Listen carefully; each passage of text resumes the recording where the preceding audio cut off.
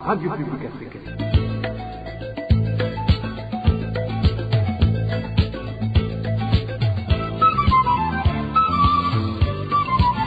Radio Publique Africaine.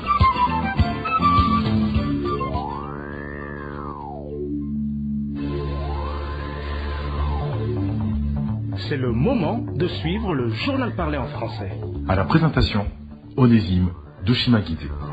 Merci d'écouter la RPA. Bienvenue mesdames et messieurs à ce rendez-vous d'information de ce samedi 22 juillet 2023, dont voici le sommaire. Le gouvernement du Burundi a décidé depuis ce vendredi 21 juillet 2023 de revoir à la hausse les prix du carburant à la pompe.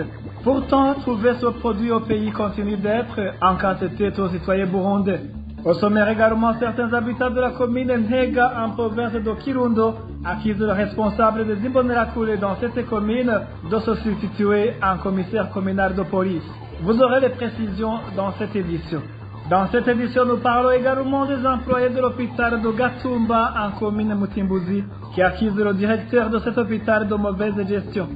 Le mini-magazine au cœur de la société d'aujourd'hui se focalise sur le harcèlement sexuel en milieu scolaire qui prend de l'ampleur ces derniers jours. Voilà pour le sommaire. Parlons justice pour commencer. Ça fait déjà 7 ans après la disparition du journaliste Jean Bigirimana du groupe de presse Iwachu. La famille des journalistes et ses proches continuent de réclamer justice sur cette disparition. Pour l'Union burundaise des journalistes, IBJ, c'est la honte que la vérité ne soit pas encore connue 7 ans après la disparition de notre confrère Jean Bigirimana dans un pays qui a toutes les institutions. Selon Alexandre Nyungeko, l'IBJ ne croisera jamais les bras tant que la vérité ne sera pas encore connue. Écoutez plutôt Alexandre Nyungeko, il est président de l'Union burundaise des journalistes. 7 ans jour pour jour viennent de s'écouler depuis la disparition forcée de notre confrère Jean Bigirimana. L'Union burundaise des journalistes prend cette occasion, encore une fois, pour réclamer justice pour notre confrère Jean Bigirimana. Il est inconcevable que dans un pays, un journaliste, puisse être porté disparu et que rien n'y fait et que les auteurs continuent à se la coller douce. C'est très regrettable. Nous profitons encore une fois de cette occasion pour exprimer notre désapprobation, exprimer notre désarroi face à ce crime crapuleux, à ce crime qui reste impuni. Et nous appelons encore une fois, les autorités burundaises pour qu'ils se penchent sur cette question et que la lumière soit faite et que la justice soit faite. On ne va pas se lasser, nous ne nous lasserons jamais de réclamer cette justice et nous sommes confiants que tôt ou tard, cette justice, quand elle sera restaurée, elle va donner la lumière sur ce crime qui nous a emporté un confrère qui a endeuillé sa famille et qui a endeuillé la famille des professionnels des médias, la famille des journalistes. Et cette famille dont nous faisons partie va toujours réclamer cette justice, va toujours continuer à demander cette justice jusqu'à ce qu'effectivement les coupables soient connus et traduits devant les juridictions compétentes. Je vous le disais en titre, le chef de la milice Imbonerakure en commune Ntega de la province de Kirundo s'est substitué en administrateur communal ou alors en commissaire communal de police. Il ordonne la libération et l'incarcération de qui il veut. Les habitants de cette commune indiquent qu'il fait tout cela pour rançonner la population. Le point avec Elvis Nyomungere. Félix Nshimirimana, c'est le nom de chef des Imbonerakure de la commune Ntega. Il est également le directeur de l'école fondamentale d'Omhonge. Les habitants de cette commune affirment que ce chef des Imbonerakure sème des désordres au sein de la population pour qu'il puisse avoir déjà qu'il amène au cachot.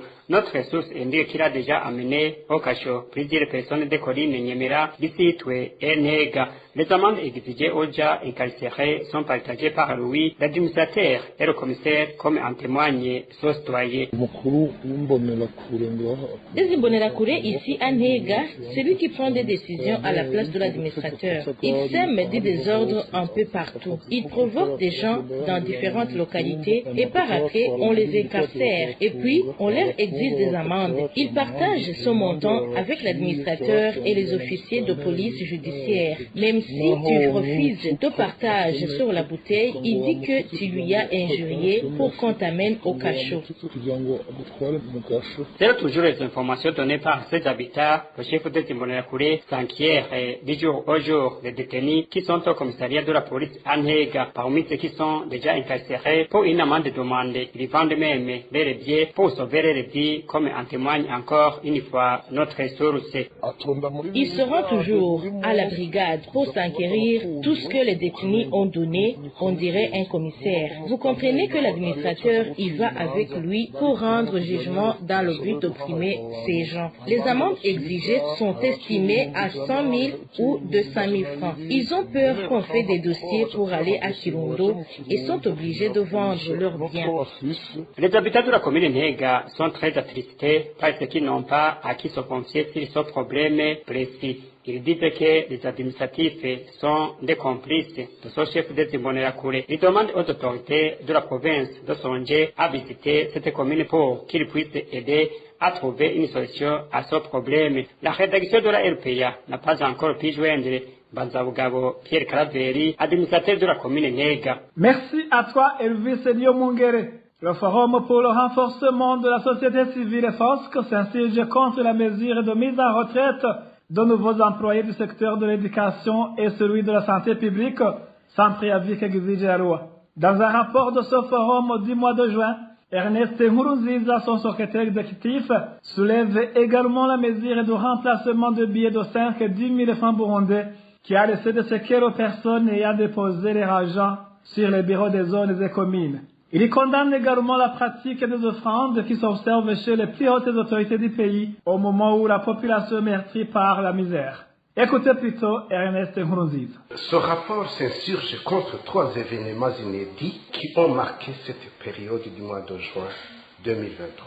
Il s'agit de la mesure de mise en retraite d'au moins 3 737 fonctionnaires de l'État, dont 2 930 dans le secteur de l'éducation et 607 dans le secteur de la santé publique. Et enfin, le phénomène monnaie courante des offrandes et des contributions forcées au Burundi. Il est regrettable, en premier, que des fonctionnaires de l'État soient mis en retraite en violation des procédures légales et en se référant à une loi inconnue du public qui date du 8 février 2023. La question qui se pose et qui est sa réponse aujourd'hui, c'est pourquoi le gouvernement n'a pas tenu à informer ou à prévenir les concernés avant de leur annoncer la mesure de leur mise en retraite. Nous déplorons en second lieu les conséquences qui sont liées à la mesure de retrait des billets de banque de 5 000 et de 10 000 francs qui ont eu lieu du 17 au 17 juin 2023. Jusqu'à ce jour, des gens qui ont déposé leur argent dans les zones de leur ressort disent ne pas encore reçu la totalité des montants déposés. Certains disent d'ailleurs qu'ils n'ont rien reçu jusqu'à ce jour. Nous nous insurgeons en troisième lieu du phénomène des contributions forcées et des offrandes de la population, les offrandes qui ont eu lieu à l'occasion de la célébration du 3e anniversaire du pouvoir d'Évariste Ndayishimiye, le président de la République. C'est étonnant de voir le couple présidentiel se réjouir des offrandes offertes par la population à la manière des colons.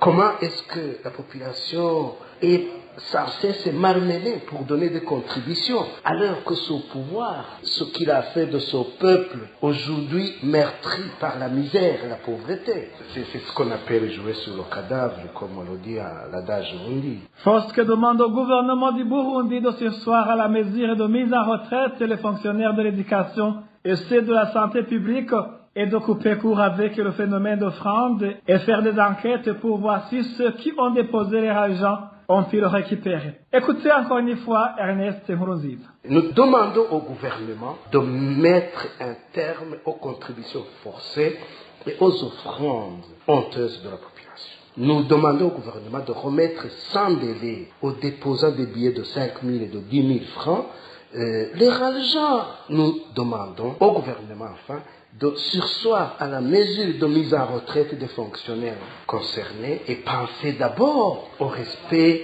des procédures exigées par la loi. C'était Ernest Nkurunziza, secrétaire exécutif du FOSC. Après une petite transition, nous parlons éducation. Les travailleurs syndiqués de l'Université du Burundi réclament le déblocage administratif compte tenu de l'avancement de leur carrière et que le salaire du mois de juillet corresponde au grade atteint par chaque membre du personnel. Dans une assemblée générale extraordinaire tenue ce vendredi au campus Mutanga, ces travailleurs se sont convenus de saisir le ministère de tutelle pour cet effet.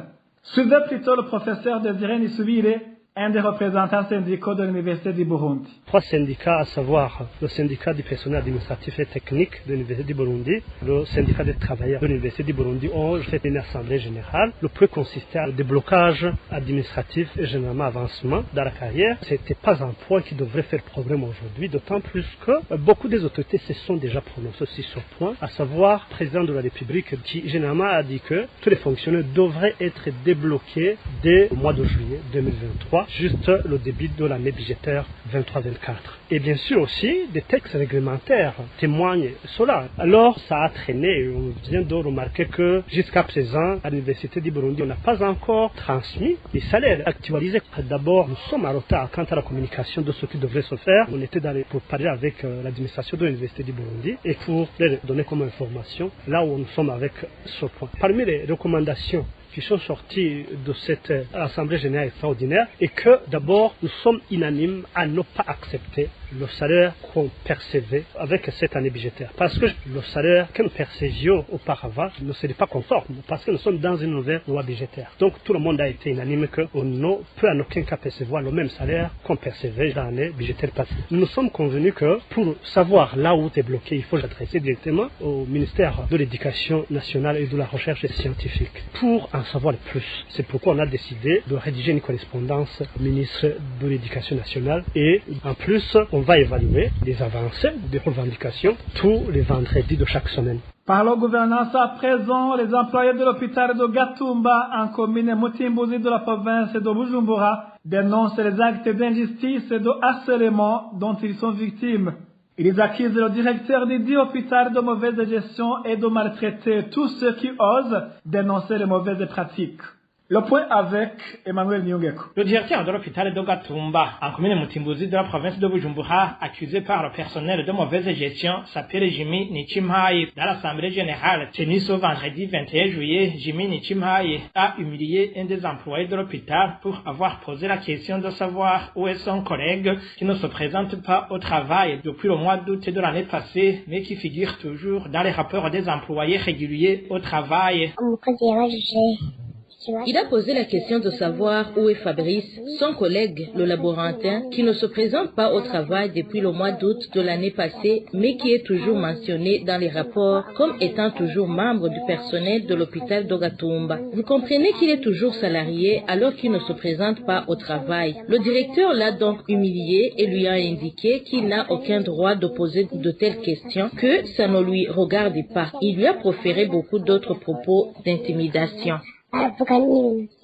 Les plus visés par le directeur Jimmy Nichimhaye sont ceux qui osent pointer du doigt sur ce qui ne va pas à cet hôpital. Il leur indique qu'ils vont subir le sort de leurs confrères qui ont eu des mutations disciplinaires, à savoir le docteur Joachim qui a été muté à Maranvia pour avoir pris des photos sur la montée des eaux du lac Tanganyika vers l'hôpital et les partager sur les réseaux sociaux, et le docteur Octavien qui a été muté injustement vers Issale pour avoir critiqué la mauvaise gestion de l'hôpital, sans oublier le représentant des infirmiers qui a dû déserter le travail suite aux menaces incessantes du docteur Jimmy Nichimhaye. Le personnel de l'hôpital de Gatumba accuse également leur directeur de mauvaise gestion. Il y fait savoir que lors de la célébration de la fête de l'indépendance du Burundi le 1er juillet, les employés de cet hôpital ne fêtent pas comme les autres, alors que les fonds destinés à ces cérémonies sont sortis des caisses de l'hôpital, regrette un des employés de cet établissement sanitaire.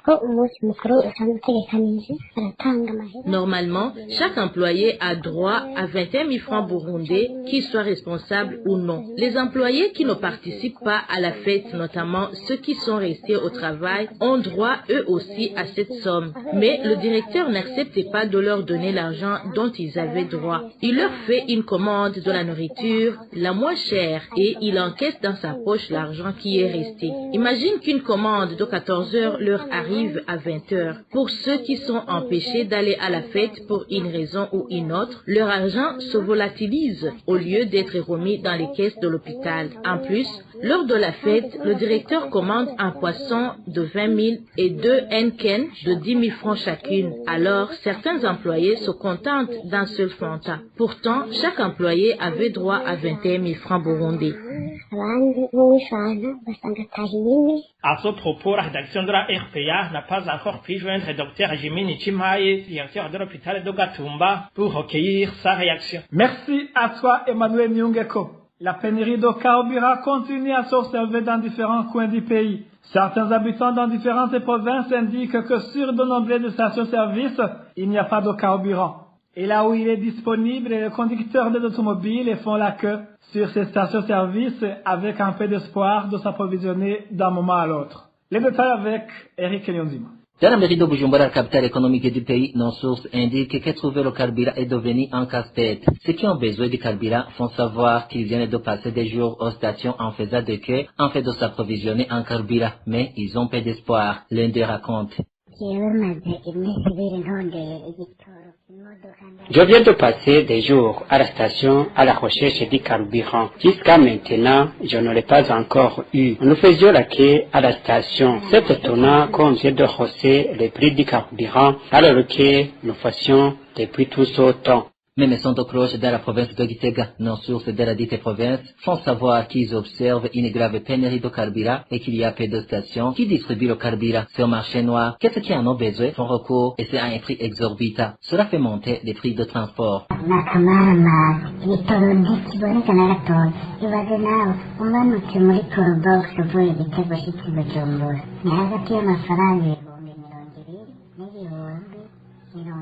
Ce n'est pas normal ce qui se passe habituellement. Tenez, la pénurie de carburant a causé la montée des prix des tickets. Présentement, le trajet Gitega-Bujumbura, on paie entre 20 et 30 000 francs. Le prix du carburant au marché noir coûte 20 000 francs une bouteille d'un litre et demi. C'est vraiment dommage. Dans la province d'Ogozi, la situation est identique. Beaucoup de conducteurs trouvent du carburant au marché noir. Une bouteille d'un litre et demi coûte habituellement plus de 20 000 francs au marché noir. Le prix du transport entre Ngozi et Kayanza, c'est 10 000 francs bout. Ce n'est pas normal ça. Cela est ainsi au moment où le gouvernement a revu à la hausse les prix du carburant ce vendredi. Pour ça, les habitants de ces différentes parties du pays demandent à l'État de rendre disponible le carburant car ils ne savaient pas à quel sens se vouer. Entre-temps, le gouvernement du Burundi a décidé depuis ce vendredi 21 juillet 2023 de revoir à la hausse les prix du carburant à la pompe.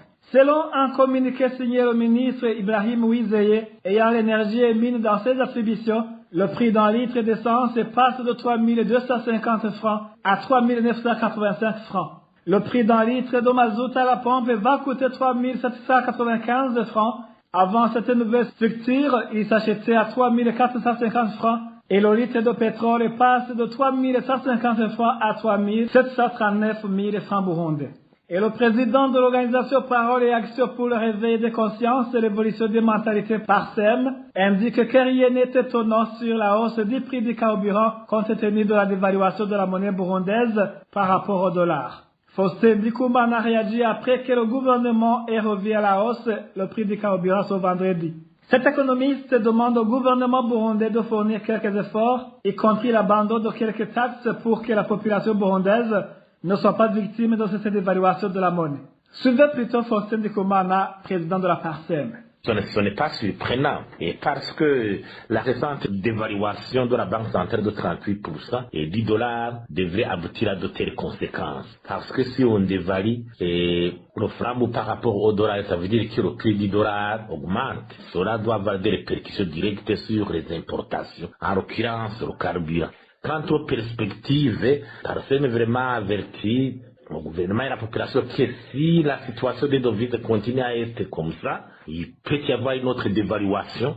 Cette dévaluation aura des conséquences d'augmentation des prix. Donc, il faut que le gouvernement aille dans la logique de mettre en application l'accord avec le Fonds monétaire international pour voir s'il pourra avoir des devises suffisantes pour réapprovisionner le marché des devises dans les banques commerciales. S'il y a une autre dévaluation, ça aura des conséquences sur les prix du carburant. Et encore une fois, vous voyez que la structure carburant montre environ 1000 francs de taxes. Il y a taxes carburant, les droits d'accise, il y a la TVA. C'est pas si dans les perspectives que le gouvernement pourrait alléger ces taxes pour voir si le prix du carburant ne continue pas à augmenter vertigineusement. Parce que si ce carburant continue à augmenter, l'inflation sera encore une fois frappée parce que va augmenter. La situation inflationniste va encore une fois aller crescendo. C'est pour cela vraiment que nous avertissons, ça appelle au gouvernement que le Burundi dans une situation économique difficile et qui est le résultat d'un mauvais comportement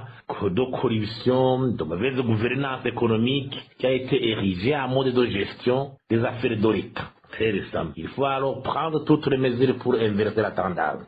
C'était Faustin Ndikumana, président de la Parsem. Il s'observe depuis près d'une semaine des coupures prolongées du courant électrique dans la quasi-totalité des quartiers de la mairie de Bujumbura. Et si le courant revient, il nous dit que le temps de l'arroser et l'économie de plusieurs familles en souffre. Et le point avec Dani Claire, il approuve. La perturbation en alimentation du courant électrique concerne toutes les zones de la mairie de Bujumbura. Il s'agit des coupures répétitives et prolongées. Des coupures qui peuvent durer toute une journée. Une zone peut être alimentée jusqu'à 10 minutes par jour. Une situation catastrophique selon la population. La situation de coupure de courant électrique est devenue casse-tête. Nous venons de passer des semaines à cette situation de manque d'électricité. On peut passer toute une journée sans électricité et si elle revient, elle peut durer au moins 10 minutes. La longue durée que l'on peut avoir par jour, 2 à 3 heures. Cette situation a de lourdes conséquences pour les familles, aussi bien celles dont les activités nécessitent du courant électrique ou alors celles qui ont besoin de leurs différents services. Nous en subissons tous les conséquences néfastes. Par exemple, les vendeurs d'îles dans les cafétérias et les soudeurs ne travaillent plus. S'ils ne travaillent pas, les familles vont mourir de faim. Cette situation va également toucher les boutiquiers car ils ne vont pas avoir de clients. Nos téléphones sont déchargés, ce qui fait que la communication s'arrête.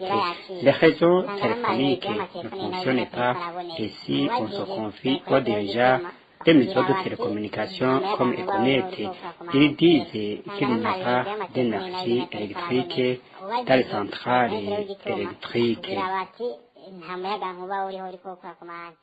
Ces coupures ont souvent d'autres conséquences. C'est selon les habitants de la capitale économique des appareils qui sont régulièrement endommagés suite à la surintensité. La rédaction de la RPA n'a pas encore réussi à joindre le service communication de la Régie des eaux. Merci à toi, Dani Claire et la Touva. Après une petite transition, sera le moment du mini-magazine au cœur de la société. RPA. Le mini-magazine au cœur de la société d'aujourd'hui se focalise sur le harcèlement sexuel en milieu scolaire qui prend de l'ampleur ces derniers jours. Au cœur de la société vous est présenté par Olivia Gakim. Au cœur de la société. Au cœur de la société est une émission de tous les samedis, préparée en synergie par les radios Inzamba, Agate Kakawe, Radio RPA, Idouya Wanyagihugu, ainsi que la radio-télévision Renaissance. Le harcèlement sexuel en milieu scolaire fait de plus en plus parler de lui au Burundi. Certains enseignants, au lieu d'être de bons éducateurs, préfèrent se comporter comme des loups à la bergerie envers les jeunes filles. Le ministère de l'Éducation reconnaît que ce fléau prend actuellement une allure inquiétante. Ce ministère accuse la justice de parfois même protéger les présumés auteurs de ce crime abominable. Que devrait-on normalement faire pour éradiquer ce crime de violence sexuelle en milieu scolaire ? Avec l'aide d'une personne qui suit de près les questions de l'éducation au Burundi, voilà la question à laquelle nous allons essayer de répondre dans ce magazine au cœur de la société de ce 22 juillet 2023. À la présentation, vous êtes avec Olivia Dakima. Bienvenue.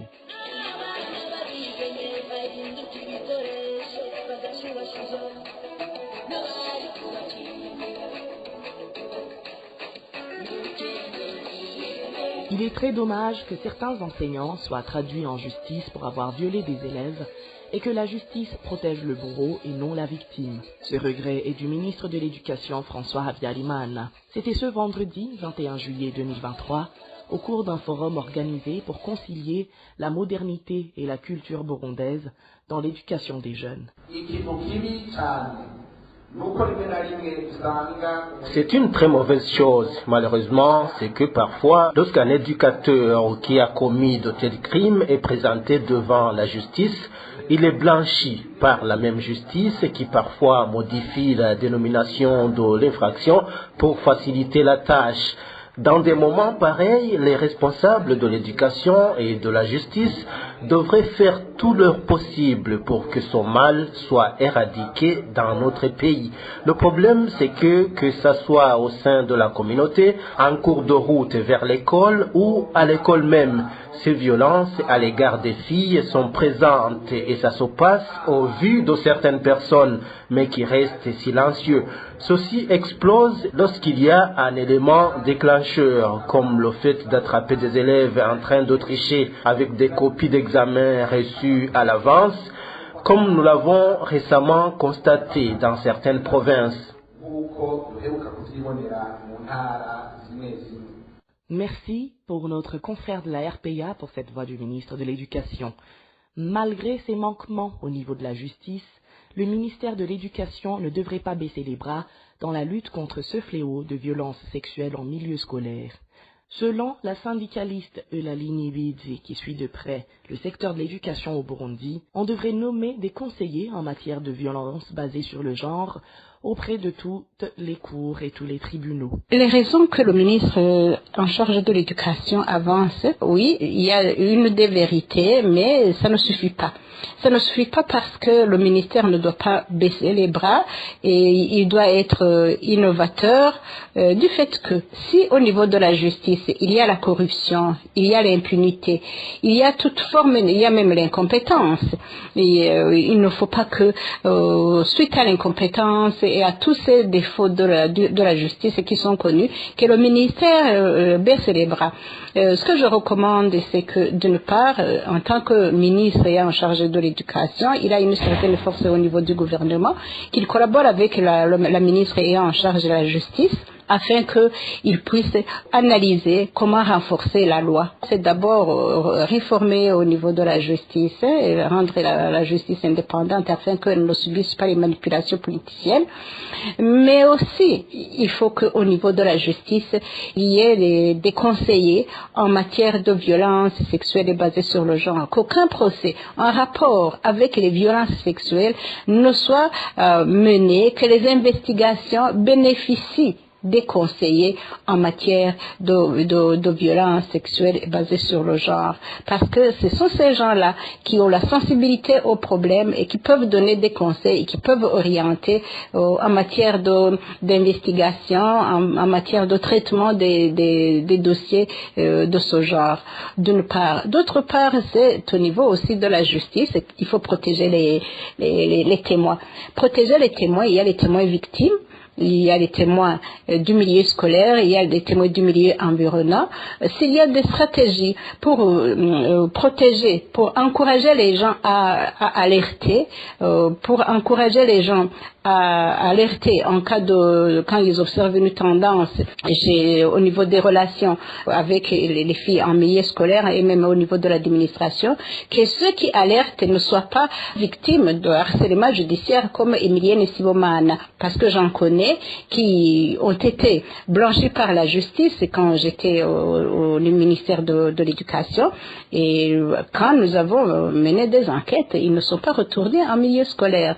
Il faut alors des mécanismes internes de gestion de ce fléau, mais aussi une collaboration au lutter contre l'impunité.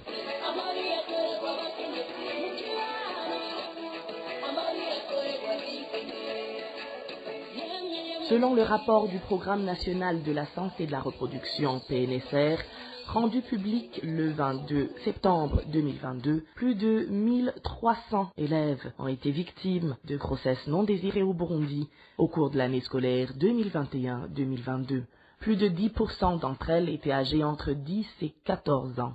Les enseignants ont été cités parmi les auteurs de la plupart de ces grossesses non désirées. Et voilà, c'est par ici que prend fin ce mini-magazine au cœur de la société d'aujourd'hui. Olivia Gachima, j'étais avec vous à la présentation. Au revoir et bon week-end.